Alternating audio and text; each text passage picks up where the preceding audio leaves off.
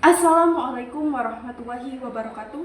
Perkenalkan, saya Najwa Larasati dari tim oposisi dengan mosi Dewan akan mendekriminalisasi kejahatan tanpa korban. Dengan ini, saya dengan sangat amat lugas, tegas, percaya diri, dan bangga sebagai tim oposisi menyatakan bahwa saya sangat amat tidak setuju dengan seluruh argumen yang telah dikemukakan oleh tim pro. Poin pertama, mengapa saya tidak setuju? Yang pertama adalah hukum telah banyak membantu para korban dan tidak memperburuk pada pelaku. Pada tim pro mengatakan bahwa hukum tidak membantu dan tidak efektif kepada pelaku. Padahal kenyataannya dengan diberikan hukuman, maka akan membantu para korban dan tidak memperburuk para pelaku. Karena para pelaku akan mendapatkan efek jera dari hukuman tersebut. Dan ketika mereka diberikan denda, mereka juga akan rugi secara finansial, dan itu akan memberikan efek jera kepada mereka secara finansial dan secara mental. Lalu di penjara juga tidak hanya diberikan hukuman, tetapi juga diberikan keterampilan dan pelatihan agar mereka dapat diterima lagi di masyarakat, tidak seperti yang disebutkan oleh tim pro. Lalu poin kedua, akar kriminal.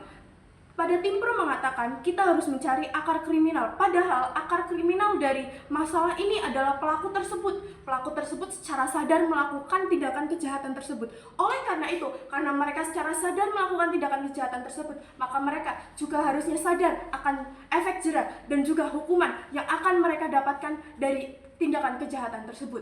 Dan apakah penangkapan terhadap para pelaku efektif? Jawabannya adalah efektif, karena dari penangkapan pelaku yang pertama adalah peningkatan keamanan. Dengan ditangkapnya para pelaku, maka keamanan di lingkungan sekitar akan semakin meningkat, kejahatan akan semakin menurun karena para pelaku ditangkap dan direhabilitasi pada penjara agar dapat kembali hidup bersama masyarakat lainnya. Lalu yang kedua adalah memberikan efek jera kepada pelaku untuk tidak mengulangi kesalahannya yang sama. Dan yang ketiga adalah pemulihan kepercayaan. Dengan ditangkapnya para pelaku, maka masyarakat akan kembali percaya bahwasannya lingkungan sekitarnya sudah aman.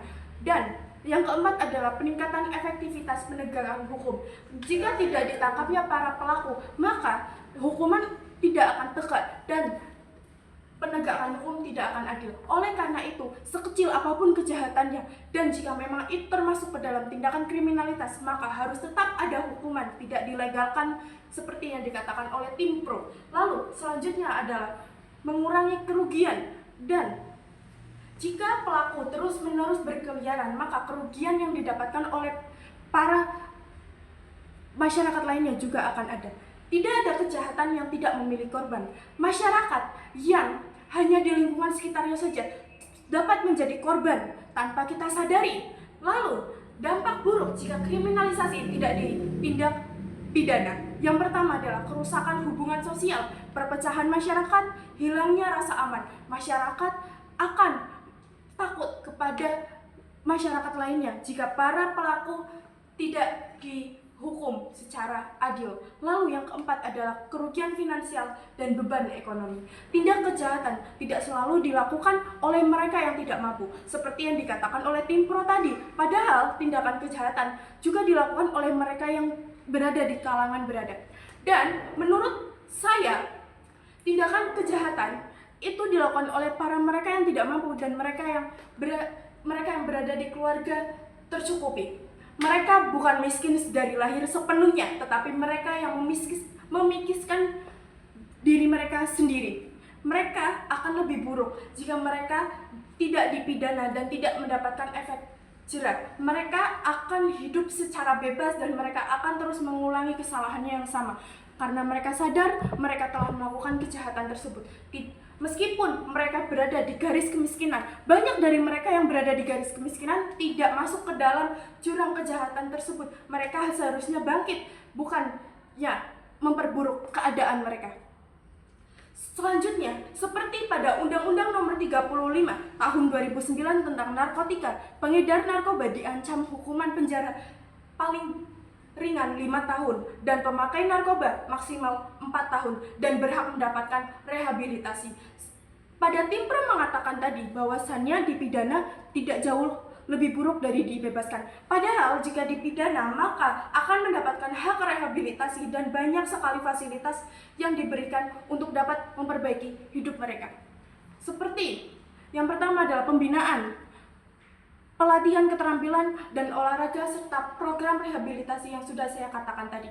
Dan apakah pemerintah sudah membantu para keluarga miskin agar tidak jatuh dari lubang kejahatan tersebut? Jawabannya sudah. Namun mereka sendirilah yang memang tetap ingin berada di garis kemiskinan, juga tetap berada di tindakan kriminal tersebut. Seperti bantuan yang telah diberikan pemerintah, salah satunya adalah PKH atau Program Keluarga Harapan. Yang kedua adalah BPNT, Bantuan Pangan Non Tunai, dan PIP, Program Indonesia Pintar. Banyak dari mereka, bahkan sekarang banyak sekali beredar berita bahwasannya bantuan yang diberikan oleh pemerintah bukannya untuk membantu mereka, malah dipakai untuk membeli narkoba dan juga berjudi. Lalu salahnya di mana? Salahnya adalah mereka, dan mereka perlu dihukum agar tidak melakukannya. Dan bantuan tersebut bertujuan membantu mereka dari garis kemiskinan, namun mereka sendirilah yang tidak mau keluar dari garis kemiskinan tersebut. Dan seperti apa yang sudah dikatakan, untuk memberikan perlindungan dan keadilan di masyarakat, maka perlu tindakan tegas, yaitu pidana, bukan melegalkan dan membiarkan pelaku kejahatan.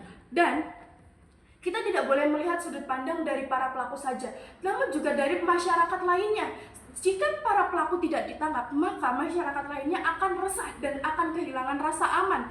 Maka untuk perlindungan dan juga keadilan di Indonesia, di masyarakat, maka kita perlu memberikan mereka efek jera dan hukuman, tidak malah melegalkan dan membiarkan mereka hidup seperti biasanya dan seperti masyarakat lainnya.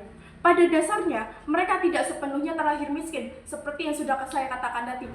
Karena pada argumen tim pro mengatakan bahwasannya mereka yang melakukan tersebut terpaksa, padahal ada yang memang dari diri mereka sendiri yang memang ingin terjun ke dunia tersebut, bukan karena terpaksa.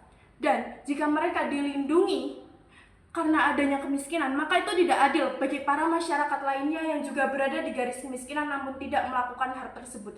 Oleh karena itu, dengan lugas, tegas, dan percaya diri, saya menyatakan bahwa saya sangat amat tidak setuju dengan mosi tersebut. Terima kasih.